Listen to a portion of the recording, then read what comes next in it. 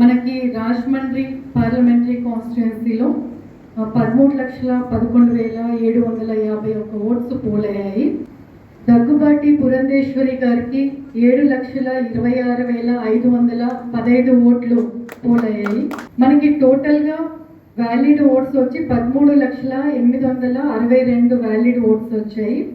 ఇందులో నోటా ఓట్స్ వచ్చేసి 24,435 నోటా ఓట్స్ రావడం జరిగింది. అండ్ పోస్టల్ బ్యాలెట్స్లో మనకి రిజెక్టెడ్ ఓట్స్ 1,725 రావడం జరిగింది. సో టోటల్గా మనకి దగ్గుబాటి పురంధేశ్వరి గారు 2,39,139 ఓట్ల మెజారిటీతో గెలుపొందారు. ఐ డిక్లేర్ దట్ శ్రీమతి దగ్గుబాటి పురంధేశ్వరి గారు door number 85-37-5 beside SV Function Hall, JN Road, Rajahmundry, East Godavari District, Andhra Pradesh, sponsored by Bharatiya Janata Party, has been duly elected to fill the seat in that house from the above constituency.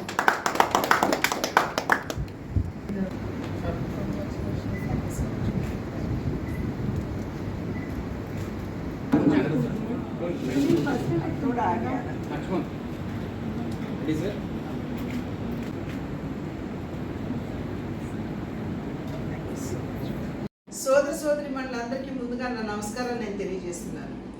ఈనాడు సార్వత్రిక ఎన్నికల ఫలితాలు వెలువడ్డాయి. నేను ఆంధ్ర రాష్ట్ర ప్రజలకి హృదయపూర్వకంగా నా ధన్యవాదాలు నేను తెలియజేయదలుచుకున్నాను. ఎందుకంటే నిజంగా రాష్ట్ర అభివృద్ధికి పెద్దపీట వేస్తూ, ప్రజా సంక్షేమానికి పెద్దపీట వేస్తూ ఎవరైతే ప్రజా హితపాలనని అందించగలరో అటువంటి కూటమి అయినటువంటి భారతీయ జనతా పార్టీ, తెలుగుదేశం మరియు జనసేన కూటమికి అనూహ్యమైనటువంటి విజయాన్ని అందించినటువంటి సందర్భంలో పేరున తెలుగు ప్రజలందరికీ కూడా నా ధన్యవాదాలు నేను తెలియజేయదలుస్తున్నాను. అదేవిధంగా ఈ అనూహ్యమైనటువంటి విజయం ఏదైతే ఉన్నదో ఒక రకంగా మా బాధ్యతని మాకు గుర్తు చేస్తున్నది అని చెప్పి నేను గట్టిగా విశ్వసించేటువంటి విషయం. ఇది కేవలం విజయం మాత్రమే కాదు, ఇది బాధ్యత అనేటువంటి ఒక స్ఫురణతోటి ఖచ్చితంగా ప్రజల సంక్షేమానికి, రాష్ట్ర అభివృద్ధికి పెద్దపీట వేస్తూ రాబోయే 5 సంవత్సరాల కాలంలో ఒక మంచి సుపరిపాలనని రాష్ట్రానికి కూటమి అందించగలదు అని చెప్పి మీ అందరికీ కూడా నేను తెలియజేస్తున్నాను.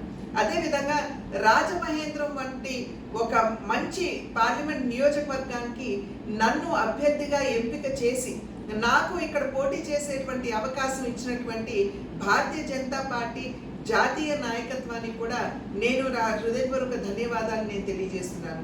రాబోయే 5 సంవత్సరాల కాలంలో రాజమహేంద్రవరం అభివృద్ధికి నేను ఖచ్చితంగా అంకిత భావంతో కట్టుబడి పనిచేస్తాను అని చెప్పి తెలియజేస్తూ, ఒక సాంస్కృతిక క్షేత్రంగా, ఒక గొప్ప ఆధ్యాత్మిక క్షేత్రంగా రాజమహేంద్రవరాన్ని తీర్చిదిద్దడానికి నా వంతు కృషి చేస్తాను అని చెప్పి నేను తెలియజేస్తూ, మరి ఒక్కసారి తెలుగు ప్రజలకి, అదేవిధంగా రాజమహేంద్రవరం పార్లమెంట్కి పోటీ చేసే అభ్యర్థినిగా నన్ను ఎంపిక చేసినటువంటి భారతీయ జనతా పార్టీకి నా ధన్యవాదాలు తెలియజేస్తున్నాను.